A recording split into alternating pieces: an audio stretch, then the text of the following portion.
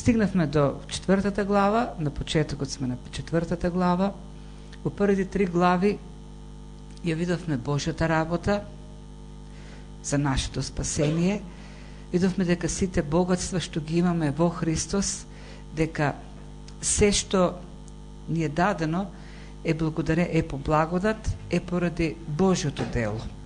Бог работи и бидејќи Бог работи, и ние можеме да работиме. Ако некако првите 3 глави можеме да ги насловиме, наслов би бил Бог работи. Зашто првите 3 глави гледаме само како Бог работи. Скоро да нема некаква нашата работа во овие први 3 глави. Меѓутоа, сликата се променува од 4-та глава и до крајот на посланието ние работиме. Ние работиме зашто Бог работи. И тоа е практичниот дел. Ако првите 3 глави се доктринарниот дел на посланието, апостол Павле го изложува учењето за спасението по благодат во Исус Христос, од 4-та до 6-та глава е практичниот дел, тоест како треба да живееме ние во спасение. И уште на самиот почеток апостол Павле во првиот стих на практичниот дел говори за призивот, звањето за кое е повикана црквата. И тоа е важно прашање. Во тоа прашање е одговорот за целта, смислата на постоењето на црквата. И тоа прашање е посебно важно денес, зашто современиот свет, современиот човек, поради модернизмот, рационализмот и многу други причини, гледа на црквата како на израсток кој е непотребен.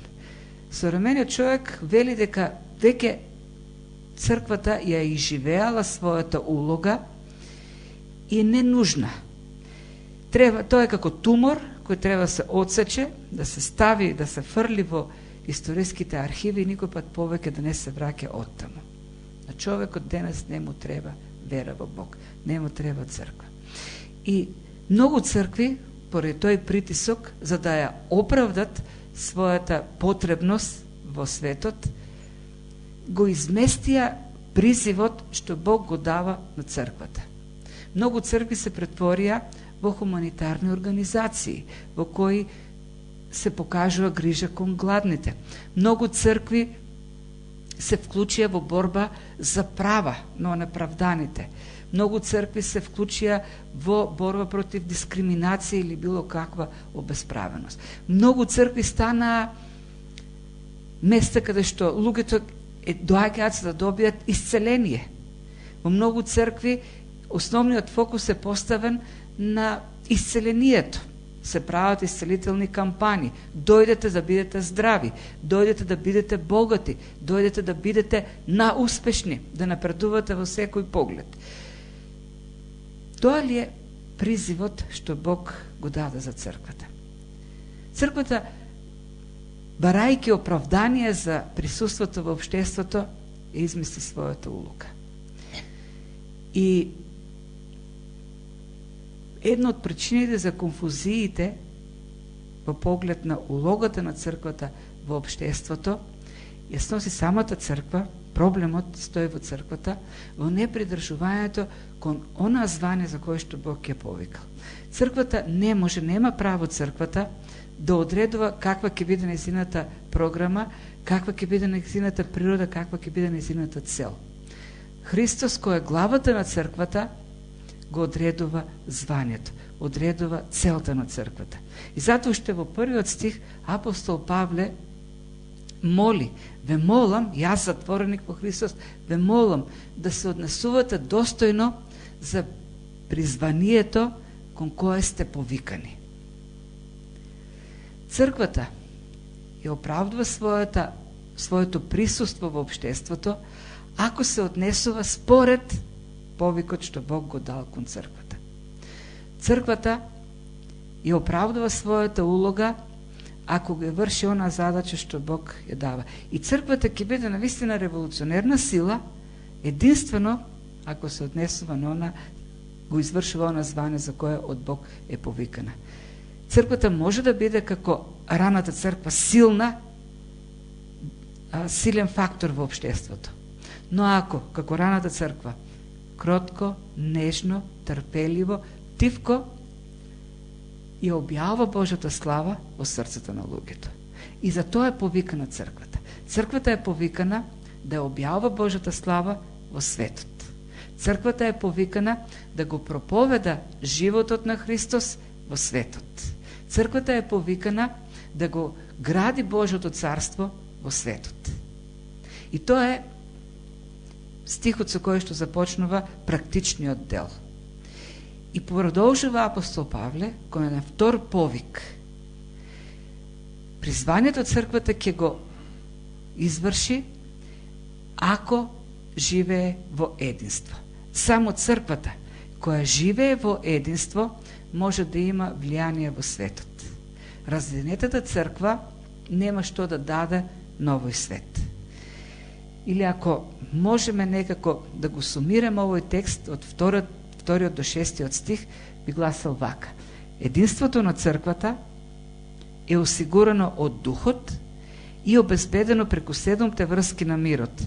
Едно тело, еден дух, една надеж, еден Господ, една вера, едно крштение, еден Отец. Овој текст, што го прочитавме, следи откако апостол Павле ги замоли христијаните да се однесуваат достојно за звањето за кое се повикани. Ако го видите овој текст, ако го разгледате, ако го пратите граматиката, ќе видите само еден глагол од 2 до 6 стих.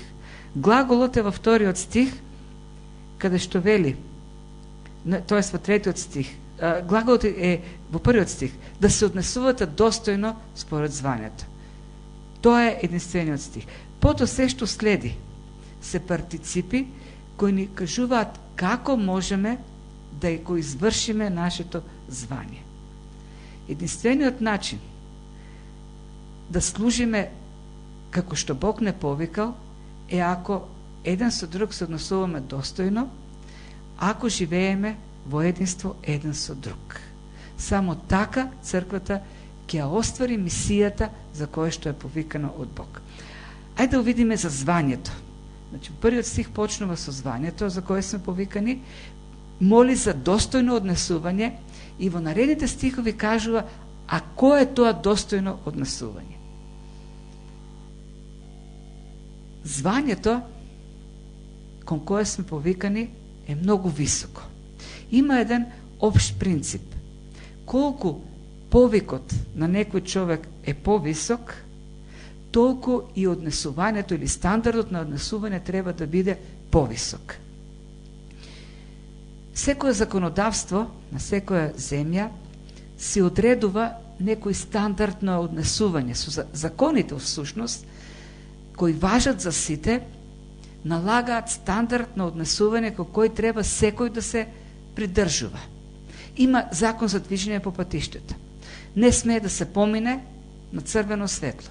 Тој закон важи и за човек кој има завршено 4-то оделение, тој закон важи и за оној кој е завршил факултет. Тој закон важи и за сиромав човек, и за обичен работник, тој закон важи и за директор. Тоа е минимум стандард на однесување. Меѓутоа, има непишани стандарди на однесување кои се многу повисоки за оние кои имаат повисоки позиции во општеството. Ако некој обичен човек, работник од железара, се однесува недолично во кафеана, се напие и направи скандал, ќе разберат само луѓето кои се таму, кои го виделе. Другите нема да разберат. Никој на работа нема да побере одговорност од него. Меѓутоа, ако тоа го направи човек кој е поставен на висока функција, министер, судија, важен човек, новинарите ќе го одразат. Ќе разберат сите, ќе бараат одговорност. Високата позиција налага висок стандард на однесување. Сеќавате пред неколку месеци еден министер направи сообраќајки, побегна, сите слушнаа. Ако тоа го направиш обичен човек, никој нема. Ќе разбереш само полицијата, некој повеќе. ние, и тука и тоа е идејата на апостол Павле, ние го имаме највисокиот призив. Ние имаме највисоката позиција. Ние сме Божите деца. Ако се навратиме на претходните глави, посебно втората и третата глава, таму многу јасно со метафори е представена нашата позиција. Ние сме Божи деца. Ние сме членови на Божјото семејство. Ние сме синови и ќерки на Бог. Нема повисока позиција од таа. Нема повисоко звање од тоа. Тоа звање, таа позиција бара многу висок стандард на однесување. И кој е стандардот на однесување? Да се однесуваме понизност и кротост, со долготрпеливост, поднесувајќи се еден со друг со љубов. И ако всушност го видиме, го разгледаме вака, стандардот на однесување всушност е истиот оној што Господ Исус Христос го покаже. Звањето на црквата, повикот на црквата е да го живее Христовиот живот. Црквата е Христовото тело.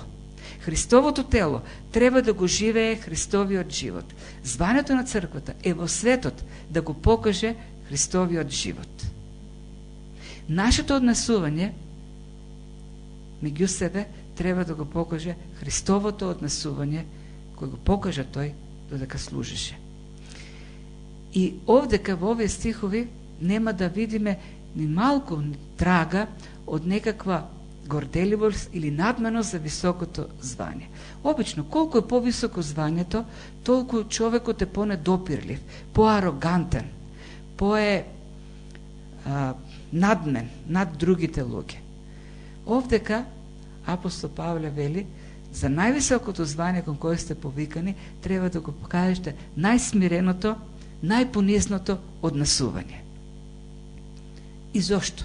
Зошто со ништо, апсолутно со ништо ние не сме придонеле да го имаме тоа највисоко, да го добиеме највисокото звање. Што првите 3 глави постојано напомнуваат, постојано подсетуваат дека во таа позиција сме поставени по благодат. Ние не сме ништо подобри од другите во грешната природа. Ние, во стариот човек, во грешната природа, сме како и секој друг. По благодат имаме и нова природа. По благодат го имаме Светиот Дух, кој направи различни. Во Светиот Дух, во новата природа, во новиот човек, ние можеме да се однесуваме поинако од другите. И затоа нема воопшто место за возгордевање. Воопшто нема простор за надменост. Повикани сме кон благодарност за она што Бог го прави за нас и однесување во понизност еден кон друг. Исто така гледаме дека сите овие карактеристики го представуваат Христовиот карактер. Црквата најдобро го извршува звањето кога го живее животот на Христос. И ако пак ги погледнаме појасно овие сите карактеристики на однесување што ги бара апостол Павле, ќе видиме дека во сите нив уствари е содржана една коригирана представа од онаа што вообичаено човек има кон себе и кон другите. Сите овие нешта всушност се однесување кон себе си и кон другите. Спротивни на овие нешта, спротивно на кротоста, понизноста, долготрпеливоста, поднесувањето или трпењето еден со друг и љубовта е гордоста, надменоста, нетрпеливоста и омразата. Тие се спротивни. А тие секогаш доаѓаат кога гледаме на себе како на нешто повеќе од другите. Овие нешта, што апостол Павле ги бара од нас, доаѓаат кога ги поставуваме другите како поголеми од нас. Спротивните на овие доаѓаат кога ние се гледаме како поголеми од другите. И треба постојано да имате во предвид и нешто што е основното за сето тоа. Единството во црквата. Сето ова што го пише апостол Павле е во контекст на темата за единството во црквата. Многу неопходно за да се зачува единството во црквата, за да се одржува единството на црквата, е да имаме правилен поглед кон себе и кон другите. И апостол Павле затоа го бара тоа, затоа како заповед го дава. Има еден стих во Поговорки 18:23. Вели, сиромавиот говори со молба, а богатиот одговара остро. Зошто богатиот одговара остро, а сиромавиот со молба? Кога ќе застанат еден сиромав и еден богат, сиромавиот знае дека зависи од богатиот. И затоа тој говори со молба. Богатиот знае дека сите зависат од него и говори остро. Која е идејата? Пак повторно или во сето она што е запишено од апостол Павле. Ако ние во црквата се гледаме како поголеми од другите, ако мислиме дека сите зависат од нас, нема да го има тој однос кон другите. Ако во црквата се гледаме како орган, а ние сме органи на Христовото тело, кои зависиме од сите други, тогаш ќе го има другиот однос. Ово што апостол Павле го бара. Единствениот начин да се зачуваме, да се заштитиме од неправилниот однос е кога ја држиме позицијата на слуга. Онаа позиција што Господ Исус Христос ни ја моделираше. Оној кој е најголем од сите, ја напушти славата и стана слуга на сите, давајќи ни го примерот. Како да го зачуваме единството од црквата. И апостол Павле во Филипјаните, каде што очигледно има сериозен проблем, бидејќи таму две жени, Еводија и Синтихија, имаат некои расправи и има поделби, им вели: гледате на другиот како поголем од себе, имајте ги истите мисли што ги имаше Господ Исус Христос. А кој беа мислите на Господ Исус Христос? Тој кој е најголем од сите, се понизи, се соблече божествената слава, дојде на земјата, се смири, стана слуга, и не само што стана слуга, не само што зеде човечко обличе и стана слуга, туку заврши со најдолната смрт. Пример на понизност. И на крајот, ваквото поведение треба да го зачуваат, треба да го зачува, да го одржи единството во црквата. Значи, првиот голем повик со кој што започнува практичниот дел од 4 глава е да се однесуваме достојно на онаа позиција за која сме повикани и онаа цел која треба да ја исполниме. А вториот голем повик е за единство во духот. Зашто без единството во духот нема да извршиме целта за која што сме повикани од Бог. Разединетата црква нема што да му даде на светот. Разединетата црква може само да послужи за презир во овој свет. Таа е презрена. И затоа единството е една од најголемите потреби. И додиме на повикот за единство. Овие претходните 3 работи што и кажавме се условот за единство. Нашето однесување во понизност, кротост, трпејќи се еден со друг и во љубов. А единството ќе видиме од што пак е овозможено, кој го прави единството. Има поделба меѓу пазењето, одржувањето и создавањето на единството. Трудејќи се да го запазите единството на духот преку врските на мирот. Зборот трудејќи се, и овдека го има оригиналниот збор, значи да дадеш се од себе. Да вложиш максимални напори, сите сили што ги имаш, да ги вложиш за да направиш нешто. Сушност апостол Павле вели: дајте се од себе да го запазите единството на духот преку врските на мирот. Меѓутоа, за да не си помислиме дека од нас зависи единството на духот, апостол Павле не вели дајте се од себе да го изградите, туку дајте се од себе да го запазите или да го зачувате. Зашто единството не го создаваме ние. Ние можеме со нашиот однос да соработуваме за тоа единство или пък да работиме против единството и на краят на наша щета, на лична щета. Дури еден бегол, еден много повършен поглед на църквата, на структурата на църквата, на природата на църквата, станува ясно от еден повършен поглед дека единството во църквата е надприродна работа. Не е нещо природно што може така да си дојде. Луѓето не може да го создадат. Зашто црквата не е како другите организации. Црквата е заедница на луѓе кои се собираат на најширока можна основа. Има организации во кои, например, се собираат инженери, Сдружение на инженери. Таму се сите инженери. Сите таму се собрани со еден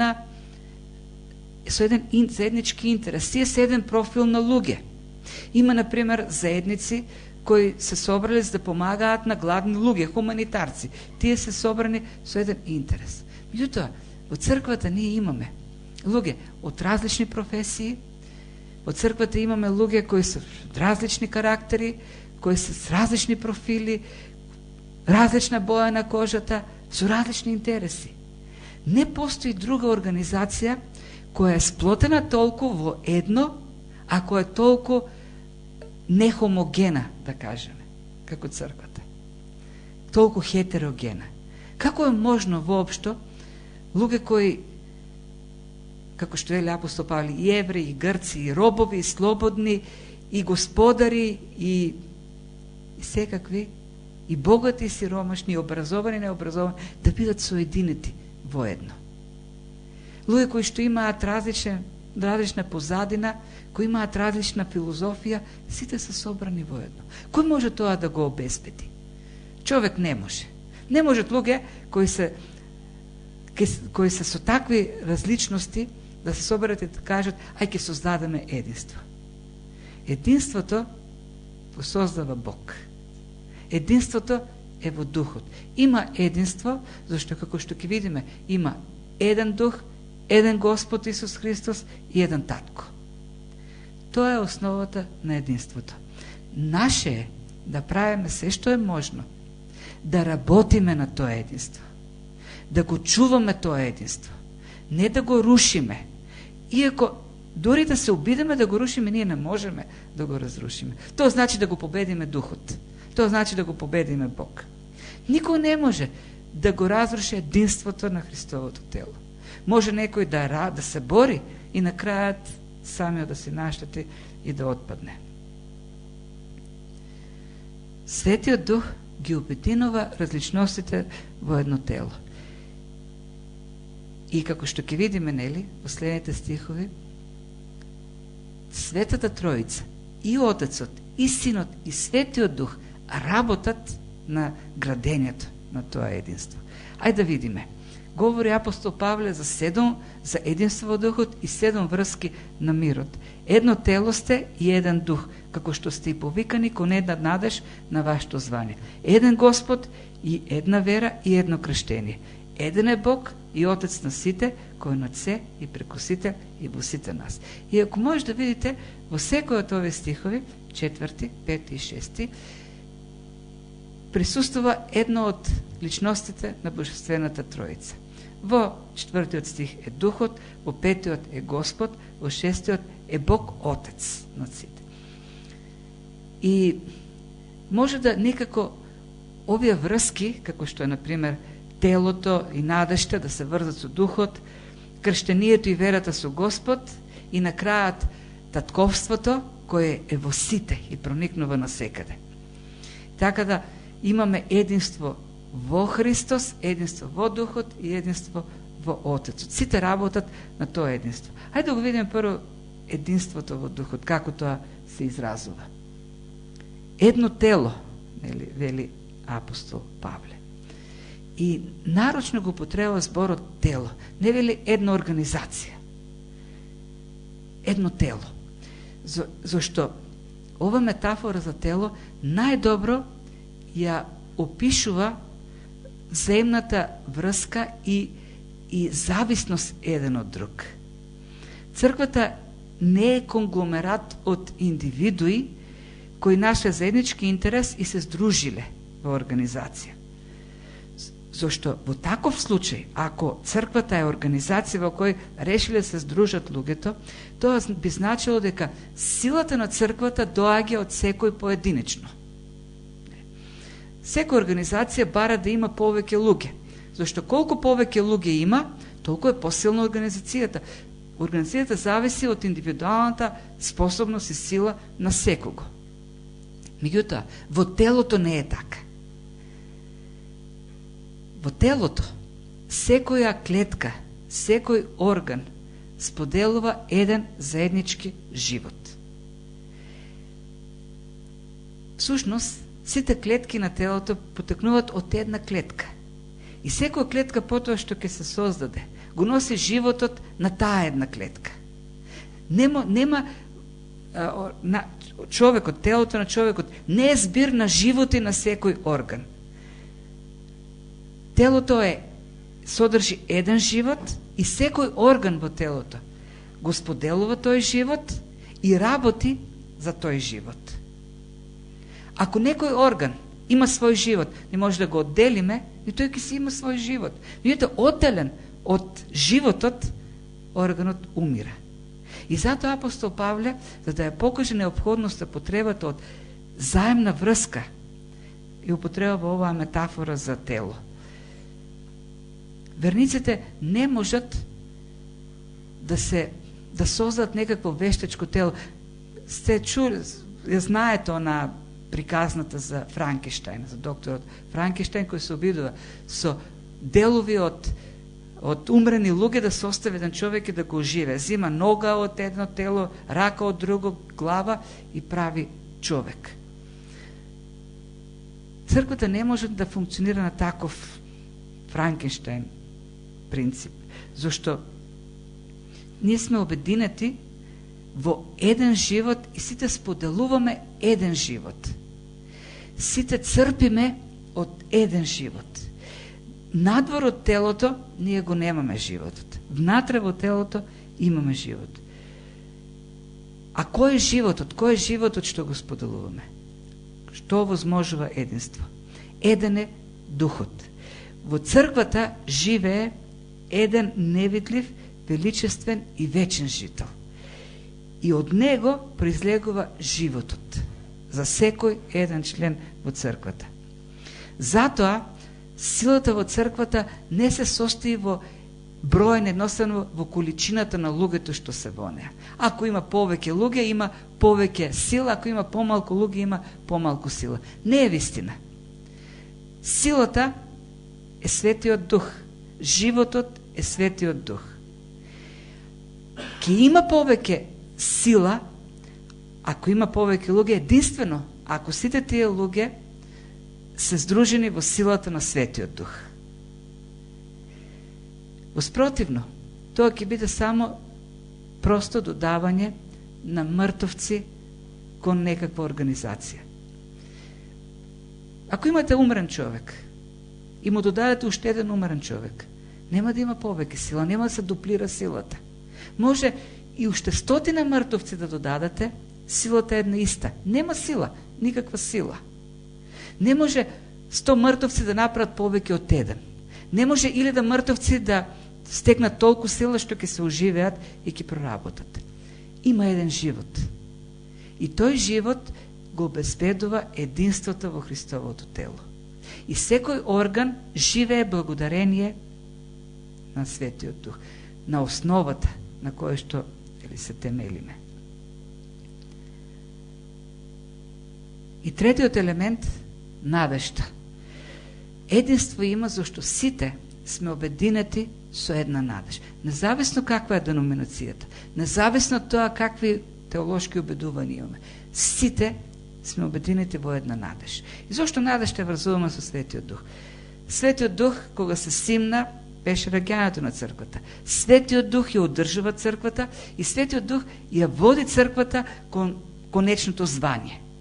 Кон онаа надеж за која сме повикани. Конечната надеж. А која е конечната надеж? Која е таа надеж за која сме повикани? Има еден стих кој сметам дека најдобро представува таа надеж.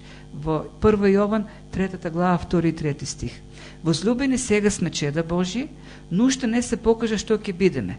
Знаеме само дека кога ќе се покаже, ќе бидеме слични на Него, зашто ќе го видиме каков што е. И секој што има таа надеж во Него, се очистува сами од себе, како што е чист Тој. И диспенсационалистите, и заветните, и баптистите, и методистите, и харизматичните, и конзервативните, сите веруваат во тоа. Дека еден ден се движиме кон моментот, кога ќе го сретнеме Христос, кога ќе го видиме, и тогаш нема да бидеме веќе оние трагични, грешни, слаби луѓе. Туку ќе бидеме како Него. И кон таа надеж сите одиме. Таа надеж сите не држи. Имаме една надеж. Секој вистински христијанин живее со таа надеж. Нема христијани кои веруваат во некаков друг крај. Сите веруваме во тој исти крај. Дека на крајот ќе го видиме Христос и ќе бидеме како Него. И тоа единство, има единство во телото, бидејќи има еден дух кој го одржува тоа единство, од кого црпиме живот сите. Има единство, бидејќи сите веруваме во еден Господ.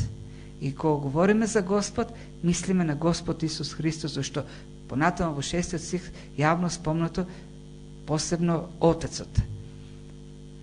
Како што сте повикани еден Господ, една вера и едно крштевање. Еден е Господ. Сите христијани веруваат во еден исти Господ. Тоест, веруваат во еден исти Господар, во еден исти Создател, во еден исти Спасител. Како што пишува во делата 4.12, она што апостол Петар го кажа. Под небото нема друго име дадено на луѓето преку кое би можеле да се спасиме. Нема друго име. Едно е името, еден е Господ Спасителот. Затоа раната црква, раните христијани, по никоја цена не се согласуваа да кажат Цезар е Господ. Зошто еден е Господ. Дури и по цената на смрт, дури и по цената да бидат фрлени на лавовите, тие не го изговараа она што го бара од нив. Цезар е Господ. Само Господ Исус Христос. Тој е Господ. Веруваат во еден Господ. Една вера. Сите ние веруваме во ова учење. Секој вистински христијанин верува дека Синот Божи, дека оној кој беше на земјата, оној кој беше слуга на сите, оној кој умре, страдаше, умре и воскресна, е Создателот, Господарот и Спасителот. Секој вистински христијанин верува во тоа. И тоа не обединува, тоа создава единство од нас. Оние кои не веруваат во тоа, го имаат духот на антихристот. Тоа го вели апостол Јован, го пишува во неговото послание. Ако ти не веруваш дека Господ Исус Христос, Синот Божи, се симна, беше, стана еден од нас, и отиде на крстот, и воскресна, умре и воскресна за нас. Ако него, оние кои не го веруваат во тоа, кои не веруваат во тоа, во ни вели е духот на антихристот. И едно е крштението. Иако има многу полемики, некој ќе каже, ама има различни крштевања. Некои се крштеваат со потопување, некои со попрскување, некои со полевање. Всушност, сите тие разлики се во однос на формата за крштението, едното крштење во кое секој верува. Секој вистински христијанин. Има разлики во формата како тоа крштение символично ќе се покаже, но сите христијани веруваат во едно исто крштевање. А кој е тоа крштевање? Она што го пишува апостол Павле во 1 Коринтини 12 глава 13 стих. Сите сме крстени преку еден дух во едно тело. Секој што верува во Исус Христос, Светиот Дух го крштава. Как, што значи тоа? Што значи зборот крштевање? Не значи само потопување. Значи да станеш, да се слееш во нешто, да станеш дел од нешто, да дојдеш во допир со нешто, да се поистоветиш со нешто. Крштение е кога ќе влезеш во водата.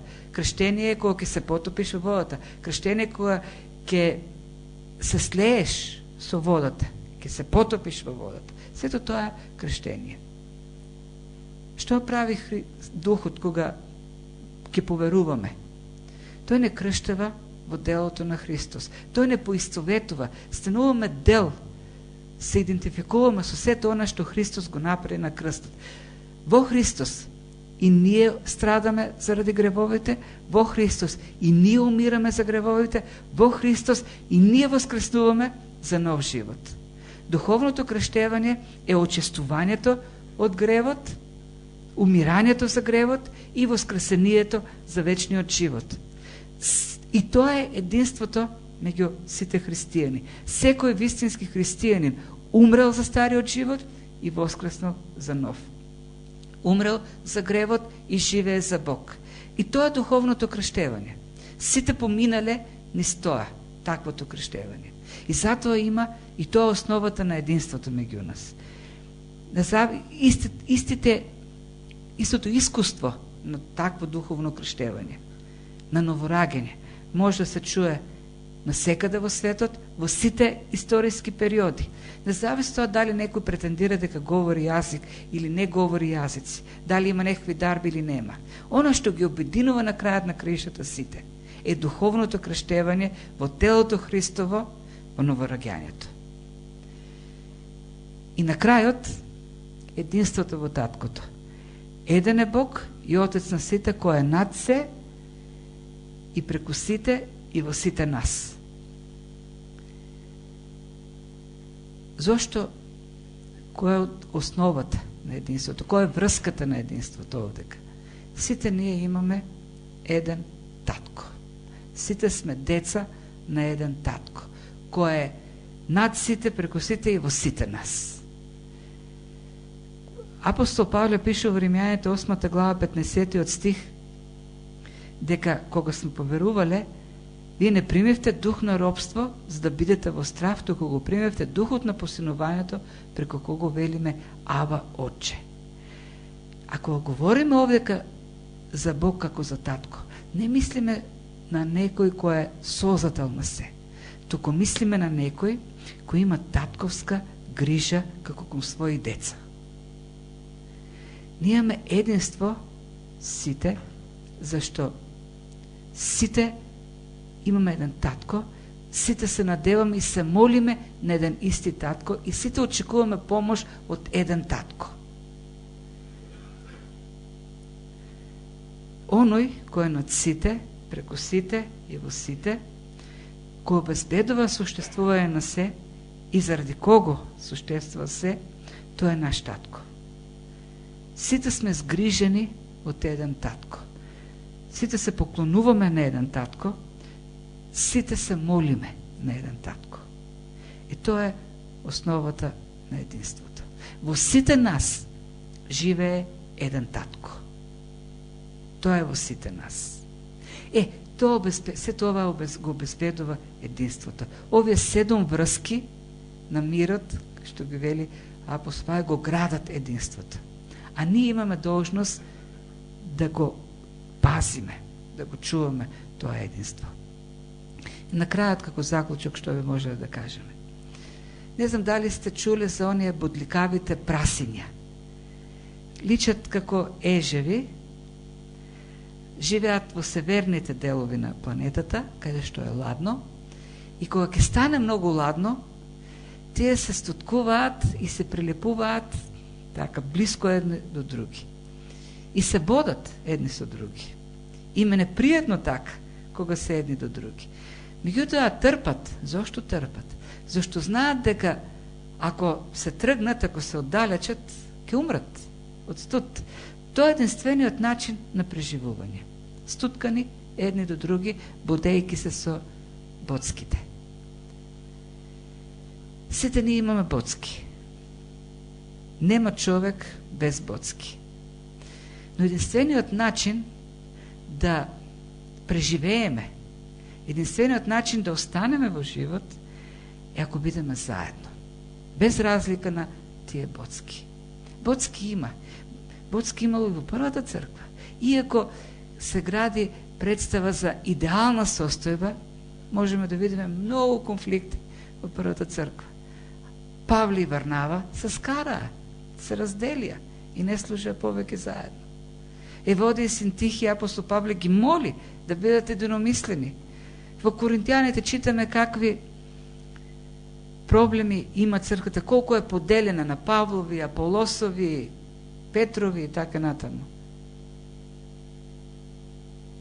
Но сите тие на крајот на краиштата останувале во живот, зашто останувале заедно.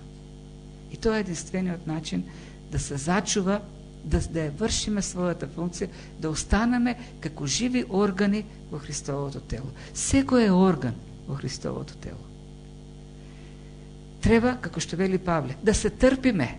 Пишува да се трпиме, да се љубиме, да покажуваме покорност и понизност еден кон друг. Зашто само така ќе останеме делови од телото и само така ќе извршиме задачата за која сме повикани. Тоа е достојното однесување кој го бара Бог од нас. Имаме многу високо звање кој бара соодветно висок степен на однесување. Треба да дадеме се од себе да го зачуваме единството. Да разбереме дека сме повикани да се разбираме едни со други, да се молиме едни за други, да се воздржуваме од тоа да бидеме едни против други, да се простуваме едни со други. Можеме ли? Можеме, зашто црпиме живот од оној кој го гради единството, духот. Го имаме животот на духот, го имаме божествениот живот. И имаме божествената сила. Она сила која го надминува секој разум. И тоа е службата на духот сушност во нас. Да го лекува гневот, да го отстранува непријателството, да ја смирува омразата. Тоа не е заповедта која ни е дадена. Како светот ќе познае дека сме негови ученици?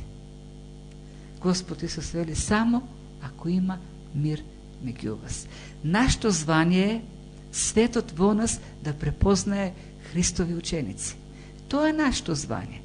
Затоа не повикал Христос, затоа не испратил. А светот ќе познае дека сме негови ученици. Светот ќе познае дека сме спасени. Светот ќе познае дека ќе го види божествениот живот и ќе го прослави Бог, Господ. Ако се однесуваме достојно на званието за кое сме повикани, ако го имаме тој висок стандард на поведение што Бог го бара од нас. Светиот Дух ја гради црквата, Светиот Дух живе во црквата и Светиот Дух не оспособува за тоа. А ние од наша страна треба да даваме напори, да се трудиме, да ги запазиме, да го запазиме единството со Духот и врските на мирот.